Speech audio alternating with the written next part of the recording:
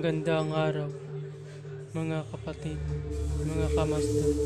Ngayon ibahagi ko sa inyo ang aking kalaman. Sa karunungang linya, narito ang susi ng Sator. Kung bago ka pa lamang napadpad sa aking channel, huwag kalimutan mag-subscribe and click the bell icon para laging update sa mga bagong video. Bago magsimula, shoutout sa channel ni Chai Tugkan. Subscribe kayo dyan. Magaling.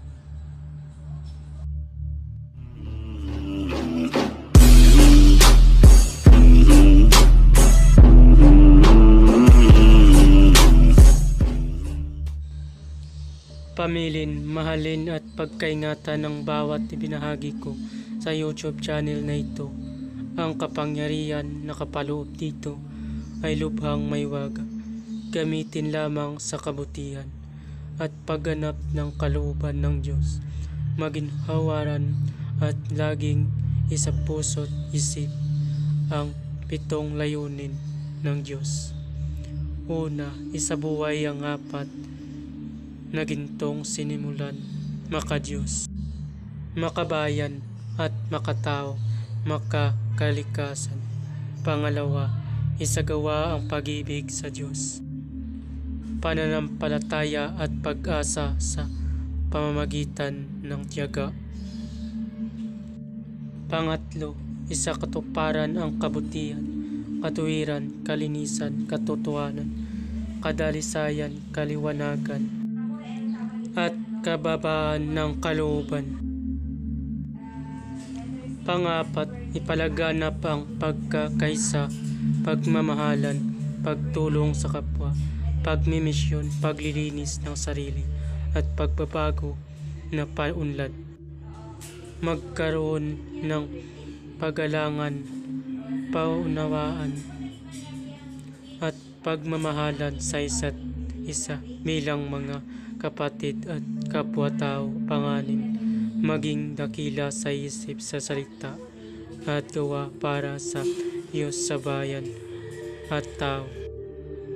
Pangpito, ipagpatibay ang kautusan ng Diyos, tumulong sa pagpapaunlad ng katauhan ng bawat kasapi ng samahan at tumupad sa at ikain ng Diyos sa tao sa pamamagitan ng pagsunod sa mga layuning ito. Ang isang naghahanap sa Diyos ay makakasumpong sa Kanya at hindi pagkakaitan ng Kanyang liwanag.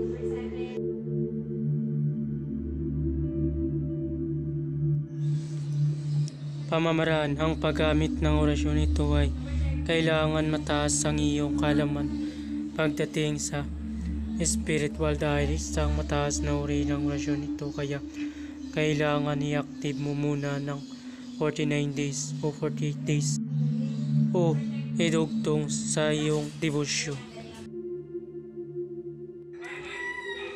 Para saan nga ba kapag i-active mo ang orasyon? Para po ito sa iyong sarili dahil kapag na-active mo na ng 49 days na walang patla at kabisado mo ang orasyon kapag nagkasakit ka, kaya mo gamutin ang iyong sarili. Pero kung natapos mo ang 49 days na walang patlang at hindi mo pa kabisado ang orasyon at ginamit mo kapag nagkasakit ka, hindi mo kaya gamutin ang iyong sarili. Kaya bago gamitin ay kailangan kabisaduhin ang orasyon. At bago salin o banggitin sa isip ang orasyon ng 3 beses, magdasal muna ng 3 Ama Namin, 3 Aba Ginong Maria, at 3 sumasampalataya hanggang sa ipinako sa krus, at isunod mo ito ng 3 beses.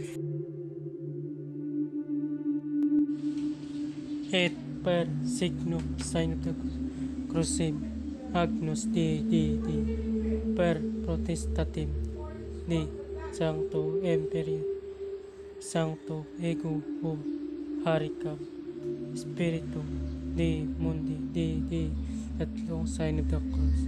Sitem, Desem, Mese, Marka, Mi, Pekata, Mundi, Anima, Mia, Ego, Tam, G period, M period, A period, B period, M period, B period, Ibat Sang, Tomitam, Nabar, Bara, Obere, Tas, Tatis, Verbo, Egoso, Cristo, Aser, Ego, Abaingos, Nuin, Sedrum, et per signum sign of the cross, crucem agnus Dei, per protestatem Dei sancto, M period sancto, ego aricam spiritu Dei mundi Dei, tatlong sign of the cross.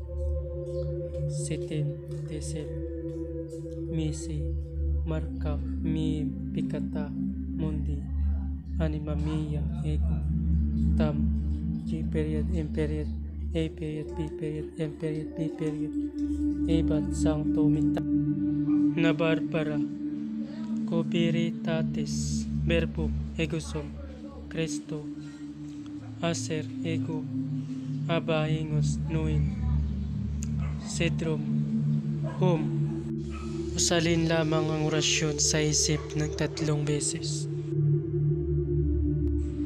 Mapagana lamang ito ang susi ng Sator kung na-active mo na ng 49 days. At kung na-active mo na, ang paggamit nito ay idugtong lamang sa huli ng orasyon mo para mabilis kumana at bumisa lalo kung idugtong ito.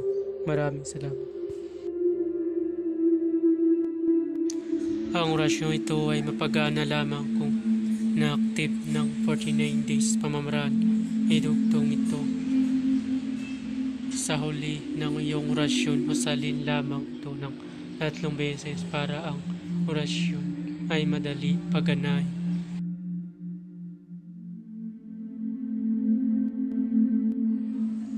Mabala ang lahat ng mga orasyon na iyong mababasa dito ay lubang makapangyarihan. Gamitin lamang sa mabuti. Ibinabahagi ko ang mga orasyon na ito para katulong, hindi para makapanakit ng sino man. Ang sino man na gamitin ito sa masama ay magkakamit ng walang hanggang paghihirap habang buhay, hanggang kamatayan. Maraming salamat.